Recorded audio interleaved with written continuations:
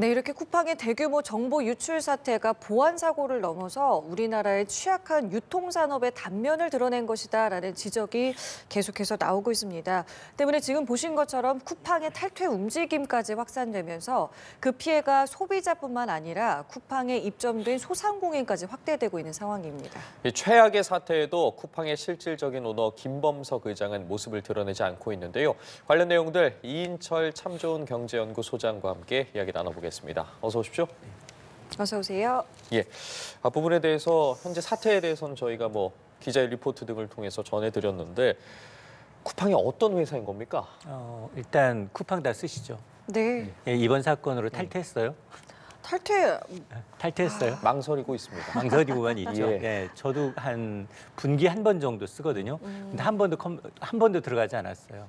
그러니까 외국계 증권사들이 이번 사태에도 불구하고 역대급 정보 유출이거든요. 그런데 JP모건도 그렇고 뱅크 오브 아메리카도 그렇고 대부분 2대 주주조차도 이게 한국인 쿠팡 못 끊어 라고 얘기하고 있습니다. 소심한 복수는 했어요. 우리 이제 자녀 학용품 때문에 정말로 오늘 새벽에도 결제했습니다라는 얘기를 할 정도로 맞벌이 부부한테는 이게 로켓 배송은 거의 길들여져 있습니다. 그러니까 어쩔 수 없이 독점의 피해가 나타나고 있는데 쿠팡의 지난해 매출, 연간 매출이 41조예요. 대형마트 3사 합산한 것을 웃돌았습니다. 근데 쿠팡 하면 유통업만 잘하나? 라고 생각하는데 그게 아니에요. 쿠팡 이츠. 그쵸, 쿠팡 그쵸. 이츠는 예. 서울 지역에서는 배민 제축 1위예요. 그다음 OTT 서비스 쿠팡 플레이는 넷플릭스 다음으로 2위예요. 그러니까 플랫폼 업계 모든 먹고 마시고 보고 오는 거를 다 지금 이제 독점하고 있는 기업인데, 근데 본사가 어디 있지? 제가 늘 말씀드립니다만 쿠팡은 구글하고 비슷해요. 구글 코리아랑 비슷해요. 미국 본사 어디에 있느냐? 워싱턴 주라고 서쪽 맨 끝에 시애틀 위에 있는 주. 워싱턴 DC가 아니라 주가 있거든요. 거기에 본사가 있는데 쿠팡 인터내셔널의 100% 자회사입니다. 그러니까 미국 나스닥에 상장돼 있는 거예요. 그러다 보니까 이게 그러면 쿠팡이 잘못하면 누가 벌을 받나? 쿠팡이 잘못하면 한국에는 월급 사장들이 벌을 대신 받습니다. 국회 청문회 나가서 대답하지요. 근데 매출은 대부분 어디에서? 90%는 한국에서. 한국에서 벌어서 미국으로 가져가는 구조예요. 그러다 보니까 이런 이정적 구조가 나타나고 있는데요. 실질적 총수 역시 미국계이기 때문에 아마 한 번도 이런 이제 잘못했다라는 자리에 나선 적이 없습니다.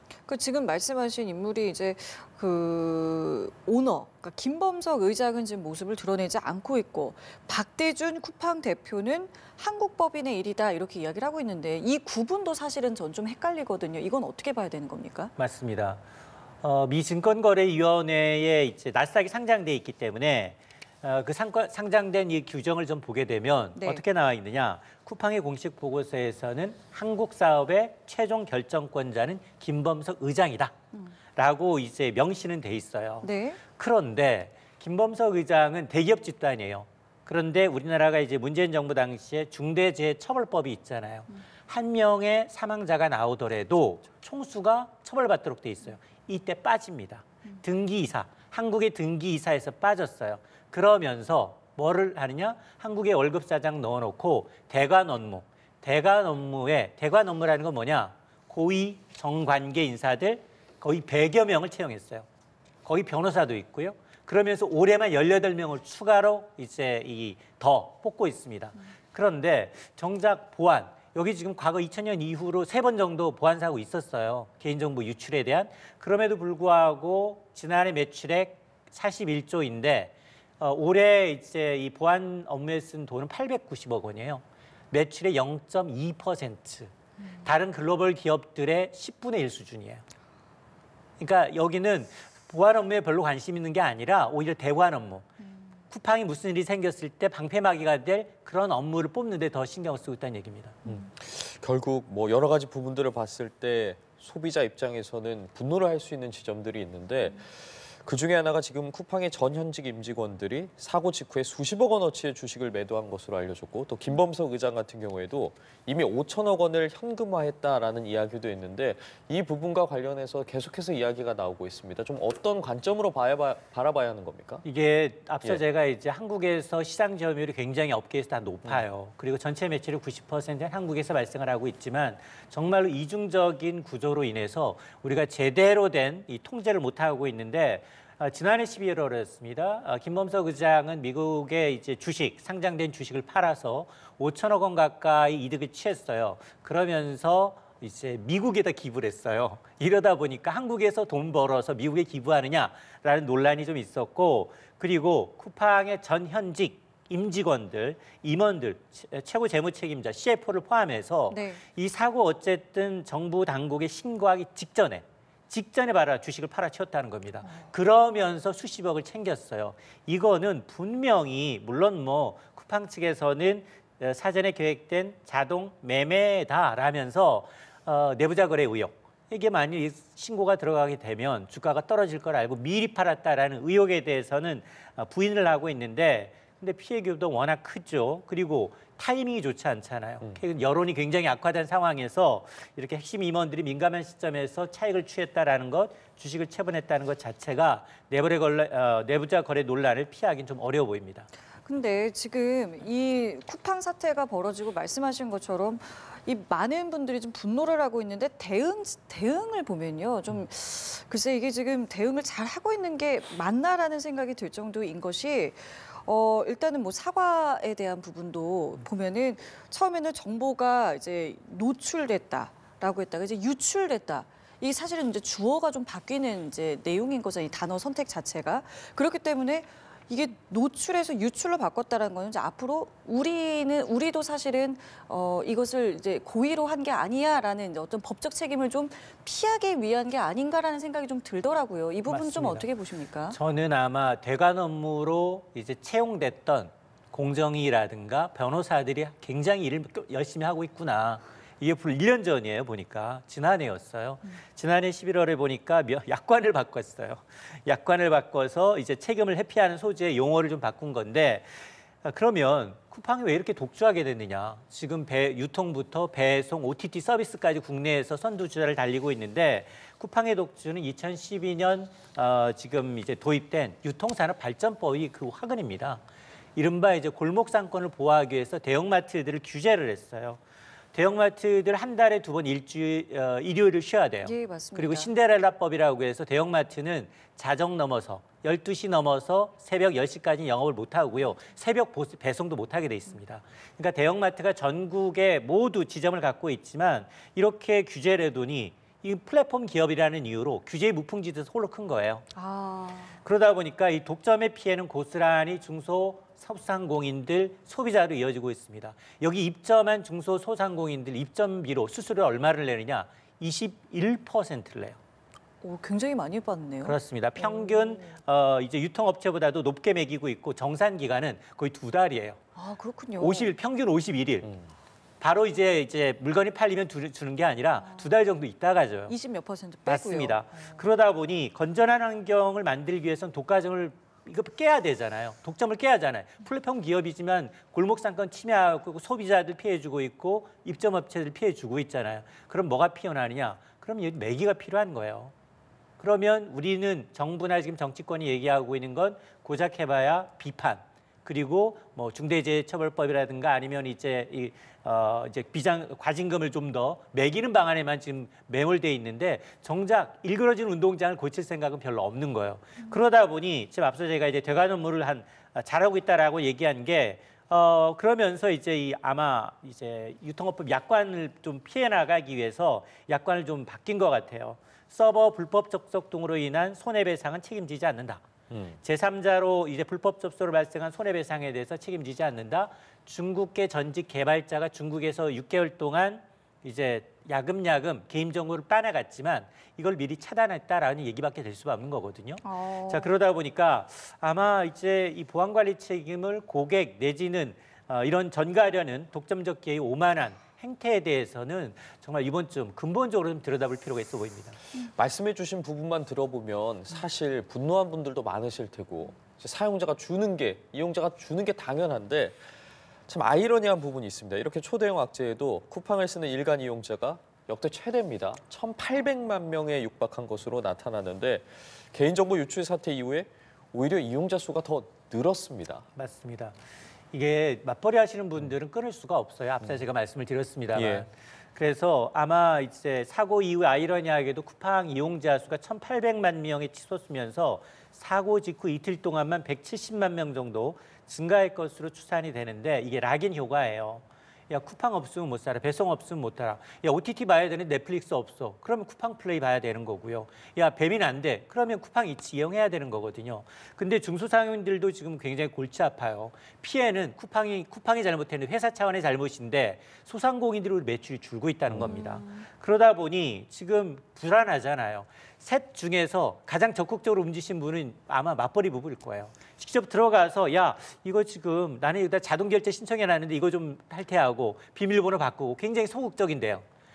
그나마 이제 방관하시는 분들도 있어요. 우리 남성분들은 예. 야 이게 시간 지나면 괜찮을 거야라고 생각하시는 분도 있어서 이러다 보니 쿠팡은 어떤 전략을 쓰고 있느냐 사고 직후에 대규모 쿠폰 뿌리고 있어요. 아, 그렇군요. 야, 이걸로 좀 잡아놓겠다, 탈퇴를 막겠다라는 의도인데 이러다 보니까 이제 고객 데이터의 보호라든가 보안이나 안전에 대한 이제 어떤 강화 이게 사실은 6개월 동안 거의 무방비로 퇴사하게 되면 가장 먼저 하는 게 출입증 반납하고 서버에 이제 접속할 수 있는 걸 차단해야 되는데 그 문 키를 내줬다는 거 아니겠습니까? 그렇죠. 이런 거 어떻게 하겠다라고 해야 되는데 이런 건 얘기가 없어요.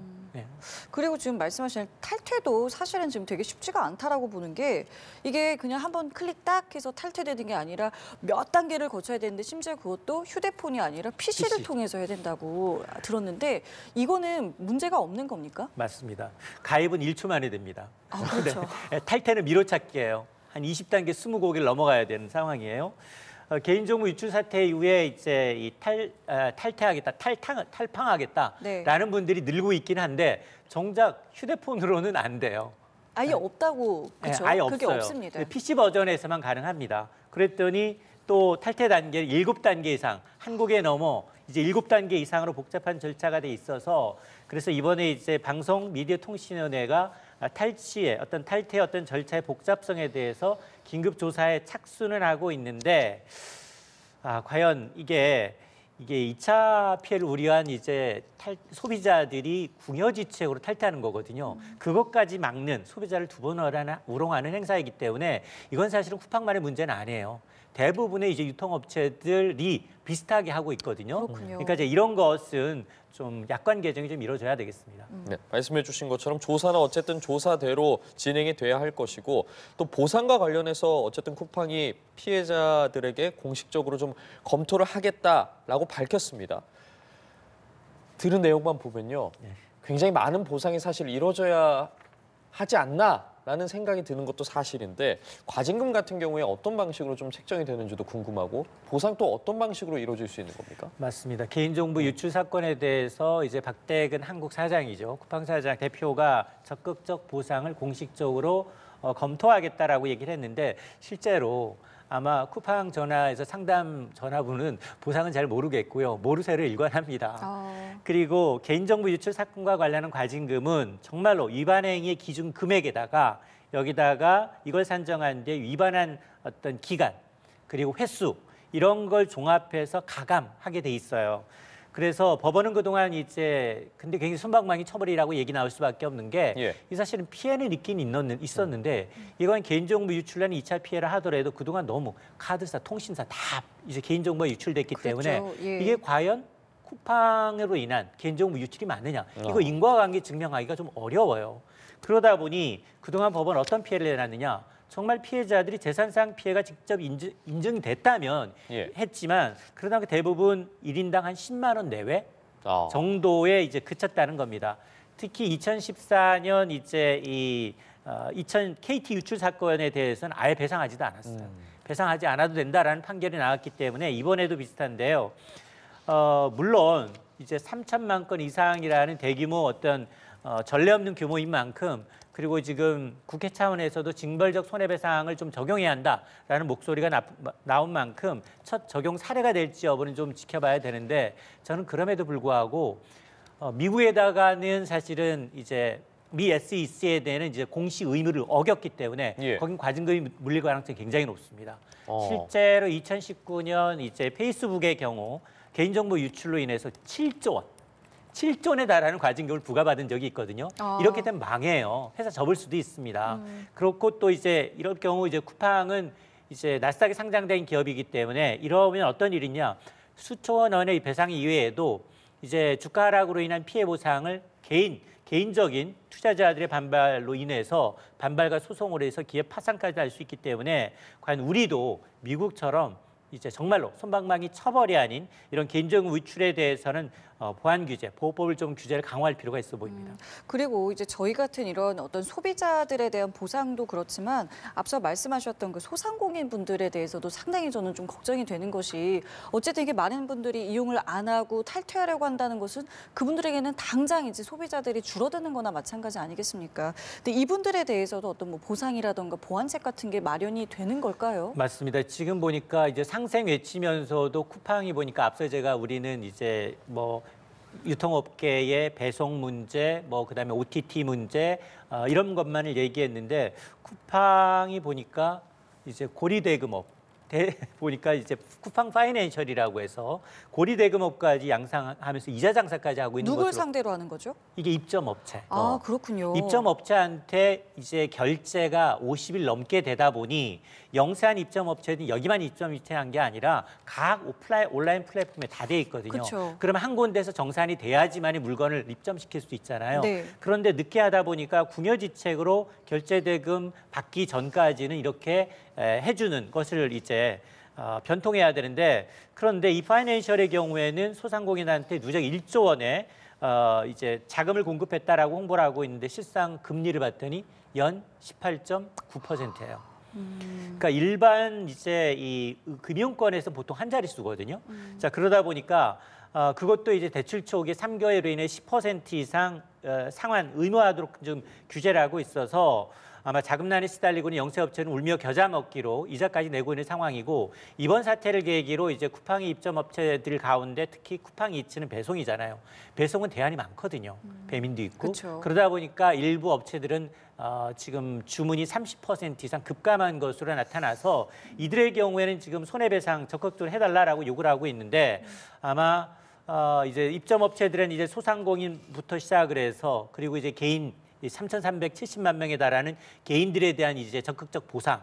뭐 물론 국회 차원에서 이제 눈 뜨고 부릅 뜨고 이걸 하는지 여부를 좀 지켜보겠습니다만 그럼에도 불구하고 과연 중소소상공인들에 대해서 어떤 상생책을 내놓을지는 좀 더 지켜봐야겠습니다. 네, 말씀해 주신 것처럼 화는 나지만 화밖에 낼 수밖에 없는 현실인데 정부 차원에서도 조금 더 신경을 써야 할 것 같습니다. 말씀 여기까지 듣겠습니다. 지금까지 이인철 참 좋은 경제연구소장과 함께했습니다. 고맙습니다. 감사합니다.